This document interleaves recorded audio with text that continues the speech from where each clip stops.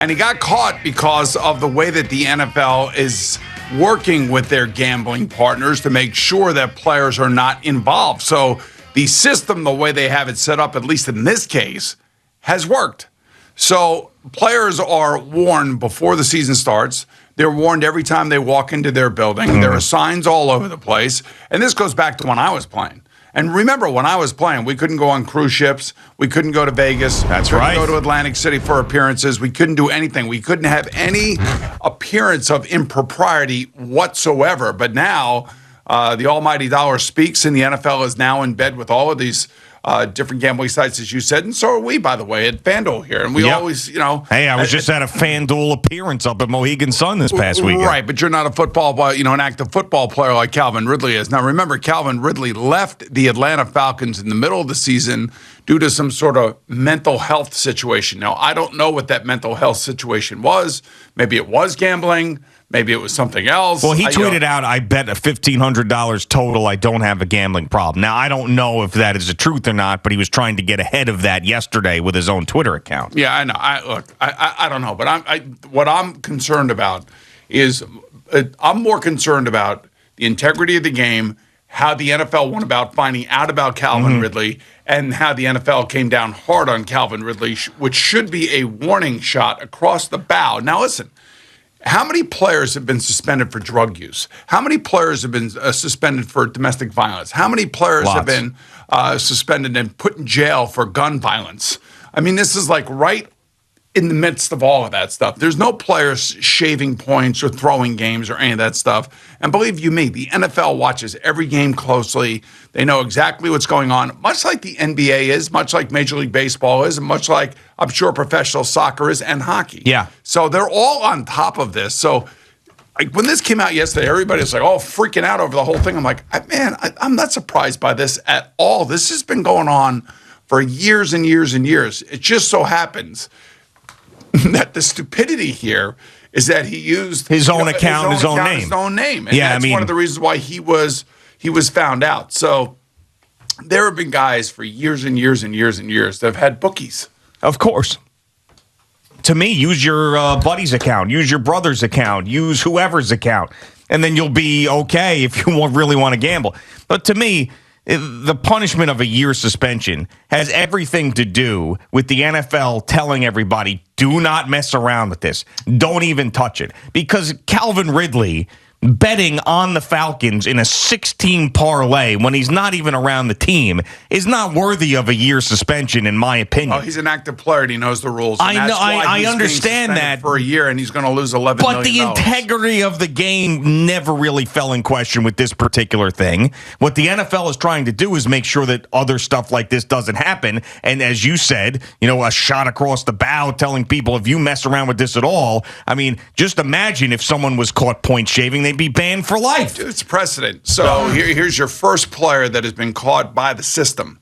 And it's a pretty significant penalty, and I believe that the penalty is worth the crime because, you cannot have players betting on games. Win, lose, draw, parlay, There's a difference, though. There is a difference. I'm sorry. I'm just telling you. If you're betting on your team to win or betting on your team to lose, there's two different things. You can say the same thing about Pete Rose back in the day. But if you're with your team and you're not with your team, there's a difference. Look, there is. Yes, there is. It's a massive, egregious thing if you're with the team betting on them to lose and then you're actively participating in that team to lose. That's a huge problem. The moment you sign an NFL contract, you are entering into an agreement, understanding the rules in order for you to play. I'm sorry, that's just the way it is. But you can't tell me there's not a difference between betting on your team to win and betting on your team to lose. I don't care if he bets or not. It's just winning or losing. Betting is betting, and betting on games is a no-no, and it is inappropriate. It's every player knows it. They warn them over and over and over again. And like I said, the stupidity here is the fact that he used his own name on his phone and his website and on an app. I mean, like, there's so many other ways around it, which I'm sure is happening anyway. Like, you think I was born yesterday? Sure. I think this is going on and hasn't been going on. Of course it has. Well, I'm not shocked by any of it. Well, I mean, the stuff that people want to know is there anybody out there that is betting on their team to lose while they're playing in games and then doing stuff? Well, that's why I said the NFL. Like that's really what people want to know. Yeah, but that's gamblers want to know. That's real integrity stuff. Yeah, I mean, like if Tom Brady, I'm just using Tom Brady because I know it's ridiculous to even think that Tom Brady would even do something like this. But yeah, if it's 3rd and 9, you're in the fourth quarter, and you're up by 10, and you have a 13-point spread on the game.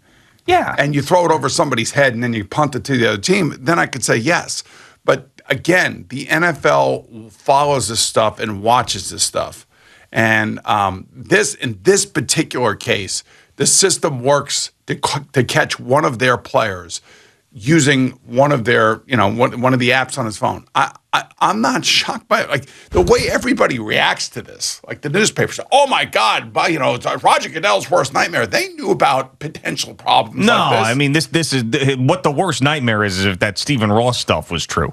That's your worst nightmare. Well, that's another thing. That's another. That to me is a far bigger story if that ended up being true than Calvin Ridley putting in a parlay on his. I mean, could you imagine if Stephen Ross, told his coach, "Hey, tank a game," and then somehow somebody connected with Stephen Ross was betting on the other team to beat the Dolphins. Now you got that is the worst nightmare. Yeah. Now you got really big problems. Right, of course. I again, like I told you, I'm not surprised by any of this. Yeah. I'm not going to overreact to it. It's a big deal because it's the first player that's been caught by the system. And the system is obviously working because, the NFL has told its partners, hey, look, if there's somebody betting on your platform, we need to know about it, and we need to know about it in a hurry. Now, again, I go back to November. He quit for some mental reasons. I don't know what those mental reasons are. Yeah, there was a lot going on. He missed a couple games, and he came back, and then he was gone for the rest of the season. Yeah, I remember. Yeah, and now he's tweeting out that I'm going to be okay. I'm like, jeez. I mean, you obviously have some sort of problem, and you can't control it. So maybe it is a gambling addiction. Maybe there's some other addiction going on in his life. Maybe there's some other pressures or stresses coming from somewhere else. Who knows? Every person is different. Every person has a different story and a backstory behind them. But I just, it's not surprising to me. Yeah, well, I don't think any. I mean, you know how many guys go to Vegas anyway? And now you got an NFL team in Vegas. You got an NHL hockey team in Vegas. How long before they put an NBA basketball team in Vegas? I mean, look, let's face it. Guys go to these and look at this is just another Alabama wide receiver getting in trouble.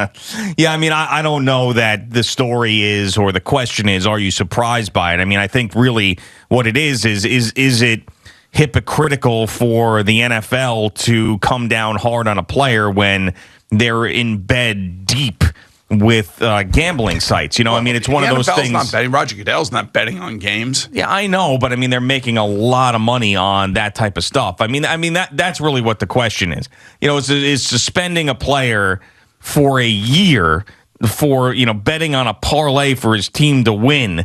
I mean, does that sort of fit the NFL's gambling narrative these days, where everything is FanDuel this, FanDuel that, FanDuel this? And the other part about this too is so fantasy football, to me, has always been gambling. Like, I've played fantasy football. It's gambling. You put money in, whether it's DraftKings or FanDuel with the daily fantasy too, you put money in to a sporting event and you see what happens.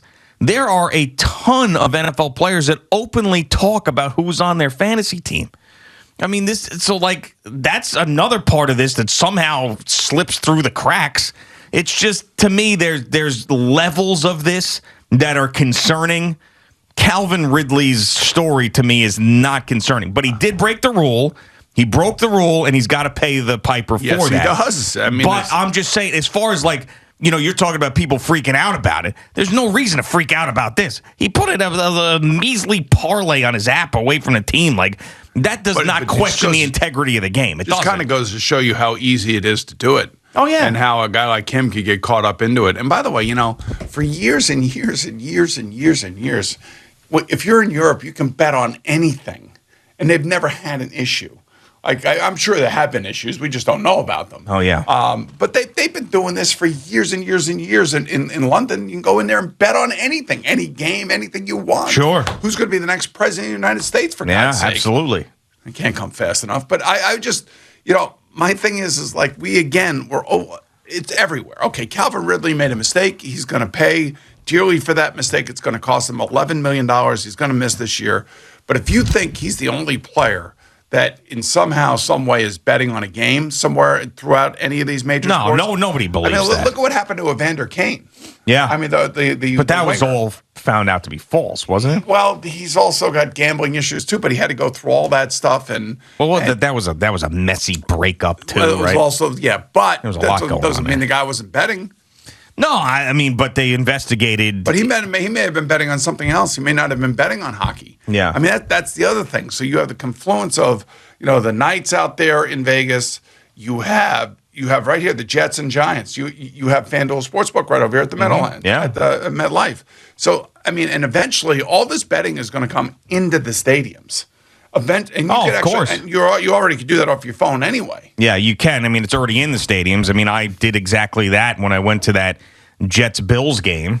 I was in the stadium, and I was betting on the game. So here you go. Here's the shot across the player's bow. The players now all see what could happen to them.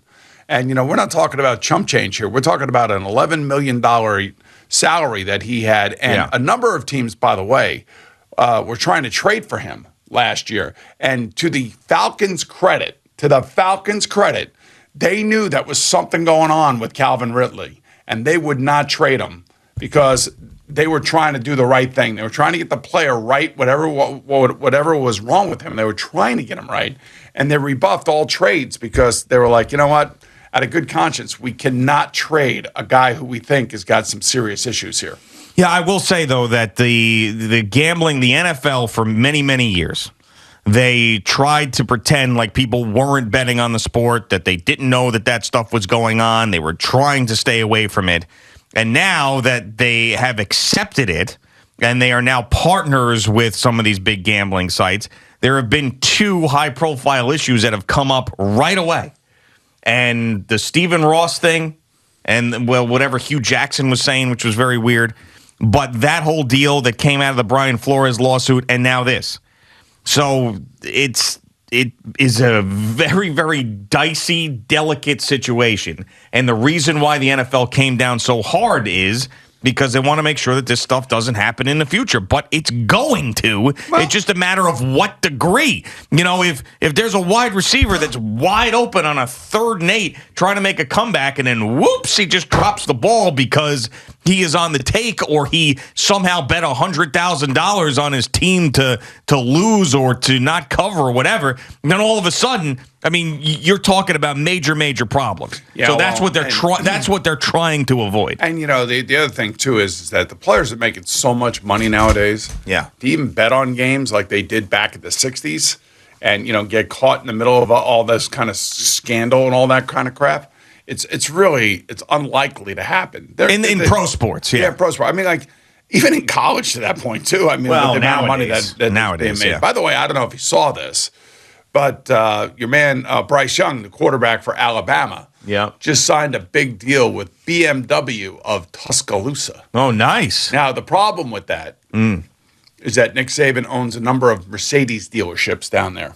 Well, why is that? Tennessee and Alabama. I mean, like, why is that a problem? You got the head coach doing Mercedes, and you got your starting quarterback doing BMW. Okay. I mean, come on. I mean, shouldn't that like a little bit of a knee knocker there? No, I don't think so. No, I don't think so. I think both of them are going to do very, very well. How about Nick Saban? That guy's got so much money, he now owns dealerships on top of everything else. Well, why not? It is unbelievable how much money he has made down there. You need a place to park your money, as you said. I mean, it's like Kevin Durant making $500 million. You got to park your money somewhere. My man's got to be making some coin. As they say back in my neighborhood. Some bank. Thank you for watching. Please like, comment, and subscribe. And don't forget to hit the red bell so you're notified when we have new content.